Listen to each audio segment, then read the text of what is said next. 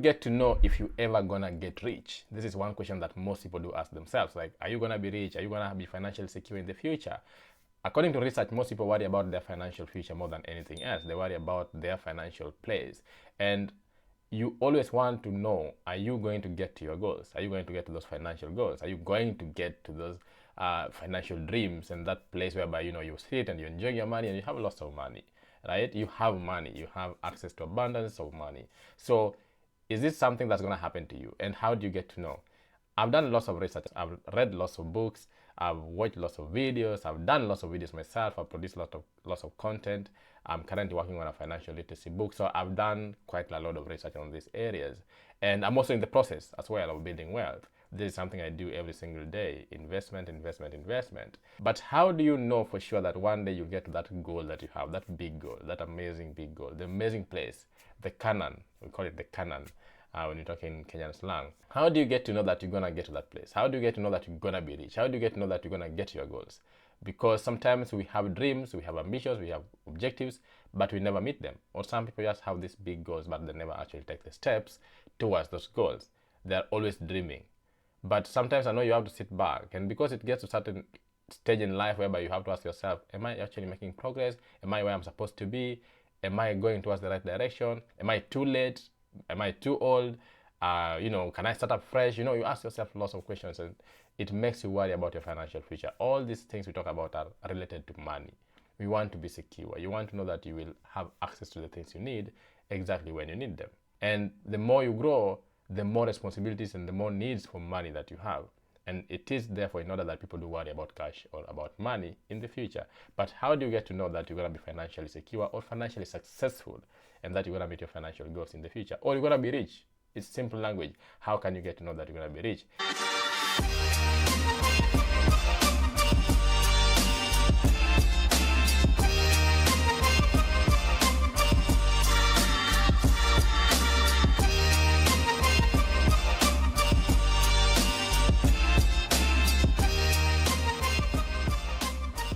Anyway, guys, here at Ken's Money Matters, talk about the money mindset, how to make that money, how to enjoy that money, how to manage that money, how to invest that money, and how to assure yourself of a lifetime of income, basically financial freedom.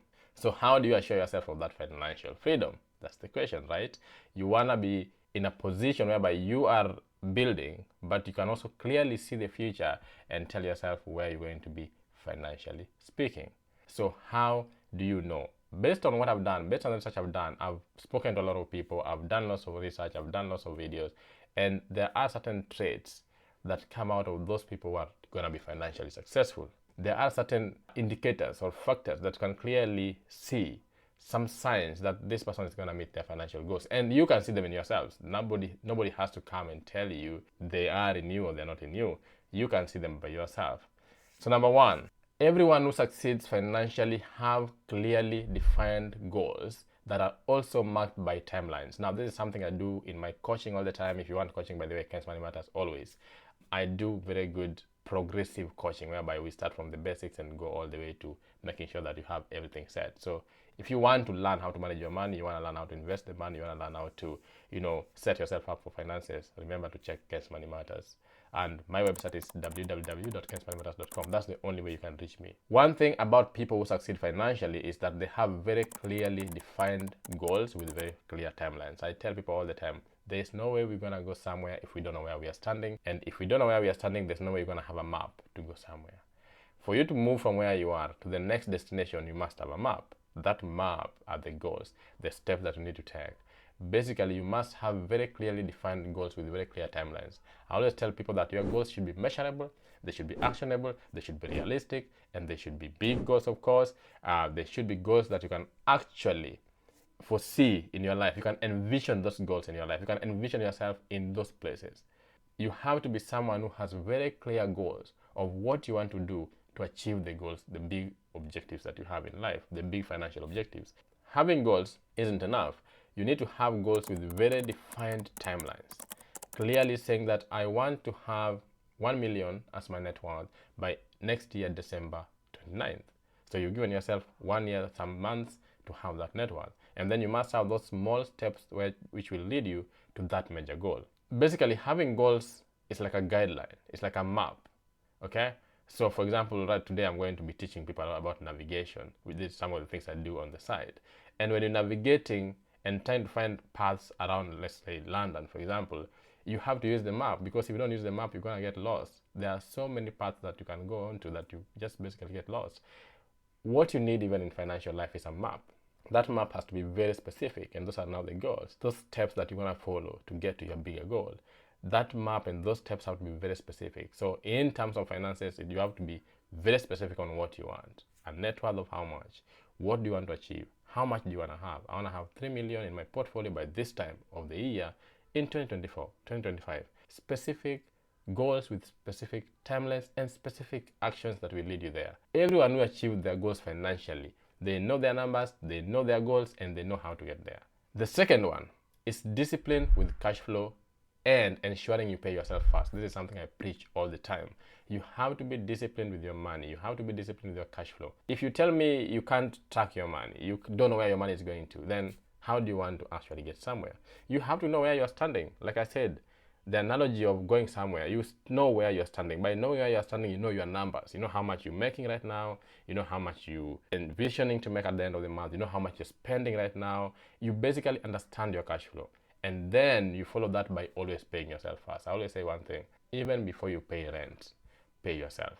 Even before you pay anything else. Why do you think you owe people more than you owe yourself? You owe yourself that security. You owe yourself that financial future. You owe yourself that financial dream. You have to make sure that you can pay yourself first and value yourself to that level. It's something to do with self-worth as well. Make sure you pay yourself first before you go paying other people. Anytime you get money, you must know how much is going to me, how much is being reserved by me, how much is going to my own future, my own financial goals. So you must first of all manage your cash flow. How much are you getting? How much are you spending? And then pay yourself before you do anything else. So these two things will always lead you to your financial goals, because with consistency and time, you're definitely gonna meet your financial goals. The third one, they don't let their emotions sabotage them. People who meet their financial dreams or financial objectives do not let their emotions get in the way. Emotions are good, by the way. I'm an energy person, so I understand emotions are very important. We're actually emotional beings more than we are logical beings. We live by logic in this particular system we are in, but naturally we are emotional beings. But sometimes you have to make decisions that are void of emotion. Don't let your emotions disturb or sabotage whatever it is you're trying to achieve. Sometimes in this case, you come up with negative emotions of fear. You come with negative emotions of doubt. You come with negative emotions of lack of confidence, lack of self-worth, different negative emotions, and that can derail your path to financial freedom or to achieving your financial goals. Negative emotions or any emotions that can then derail whatever it is you're trying to achieve, don't let it come into place. Sometimes even positive emotions, but are not focused in the right place, can also derail you. So your focus will be in the wrong place, and then you let your emotions in the wrong place interfere with whatever it is you're trying to achieve as a person. Your emotions should be directed to whatever you want to achieve, whatever you want to do, and they should be positive towards that particular focus. So don't let your emotions sabotage that process. Then they have a clear why behind their investing. Those who succeed financially always have a very clear reason: why am I doing this?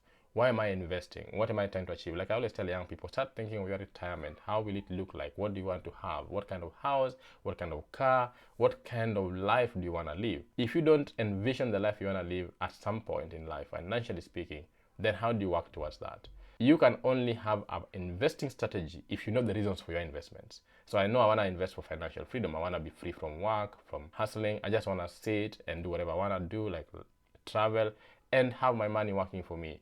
That is what you're working towards. Therefore, you want financial freedom. You must know how much do you then need for financial freedom. How much income would I give you for you to stop working today? That is a number that you need to put down as your freedom number. I have a freedom number. My number is $2 million, $3 million. If I have $2 million, I don't have to work. I can invest that money and have the returns fund my life. If I have this number of real estate, for example, that money can then fund my life and I don't have to go to work. So you have to know why you're investing and what you require for you to now, take a step or whatever it is you're working for. If you're working to be a billionaire and you want to work until you're dead, again, that is your dream. Just work consistently and hit your numbers. Some people want freedom. Some people want lots of money. Some people just want, enough. Some people want to live in certain places. If they get that house and that nice car, they're okay. So it depends on why are you investing. What is your reason for investing? There should be a clear reason why you are investing your money. And then people who succeed financially can clearly explain their investing strategy and how they arrived at it. If you cannot explain your strategy, if you cannot in a nutshell, in a few seconds, explain to someone, this is my strategy in terms of investing. I'm investing in stocks and real estate and crypto, for example. The reason why I'm doing this one is because I want stability, I want growth, I want income. You have to have reasons. I did a video on investing, steps to investing. Those were reasons that can support your investing. So, and those ones can also support your strategy to investing. Some people invest for income, some people invest for growth, some people invest just for security. They want to have security.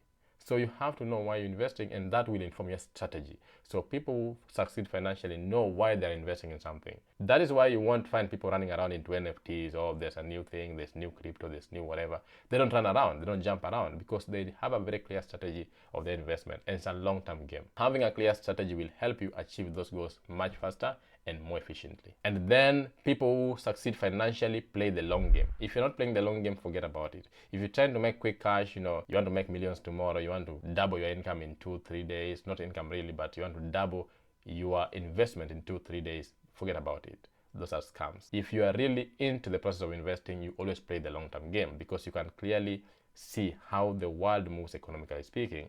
People who have been investing for a long time always build proper wealth. They don't just become rich, they build proper foundational wealth. It is very important for you to always know what's your intention. If you know your intention, if you have a good strategy, then now you can play the long-term game. But you can't play a long-term game without any plans, any strategy, and any objectives. So all those points that I've mentioned before ties into the fact that you have to play the long-term game. You have to have a clear goal, and that's why I always say set your goals in 3 batches: the short term, the medium term, and the long term. The long-term goals will be supported by these short-term and medium-term goals. That way you can easily play the long-term game, because some people do not have the capacity to think 10 years from now, because they are thinking that's just too far. They don't want to imagine that. Then imagine 2 years, imagine 3 years, imagine 4 years, imagine 5 years. Then you can now start imagining your 10 years. So you start small, but you must play the long-term game if you want to build real wealth. Nobody wakes up and then builds wealth. Wealth building is a process, and it takes time. It requires patience and focus and consistency. That is all it requires. Then of course, those who succeed financially also don't just go out paying all the taxes. You have to understand the tax codes and how taxes work, and how to legally, not illegally, but legally avoid taxes. So you must know, what accounts should I open that will allow me to invest tax-free, or which accounts will allow me to invest with less tax, or which kind of investment pays less tax. You must know how to use taxes to your advantage. Don't just be out there all happy paying the government taxes, because sometimes the government supports people in ways that you can find loopholes in that you can invest, you can start a business, you can do something that allows you not to pay taxes or pay much less. So for example, pension accounts. You find that in many places, in many jurisdictions, pension accounts are really not taxed as much. There are usually certain tax advantages or tax incentives to encourage people to invest for their pension or for their security. So that's something you want to consider. You want to think about that. Can you invest in a tax advantage account so that you reduce the amount of money you're paying in tax, and that money goes into your investment and increases your net worth? So you have to know how to use tax codes in whichever jurisdiction you are investing. Then of course, these people understand the importance of financial literacy. If you want to succeed financially, you have to understand the importance of financial literacy. When you're sick, you go to a doctor. Anytime you want education, you will go to school and look for something to do. Anytime you want logistic issues, you go to someone who understands logistic issues. Anytime you want something, you go to someone who understands that area. When it comes to finances, you think you know it. No, you don't. You have to look for people who understand financial literacy. They now understand the financial world. You have to look for someone who can mentor you and can guide you and can tell you this is the best thing to do, so that you don't have to make some mistakes and realize when it's too late. Again, you can go to people who have done the process, or you can go to people who are doing the process and they also have the knowledge. I always say, if you're a young person, for example, you are better off with someone who's doing that process at that particular time. So someone like me, I'm doing it right now with you. I can tell you the step-by-step process at the current environment. Sometimes when you find people who have already made it, old people who have made like billions and billions of money, they do know the process, yes, but they do not understand the current environment. They do not understand the changes that have taken place over time. Because remember, the wealth building process, it takes years and years, so 30, 40 years, 50 years.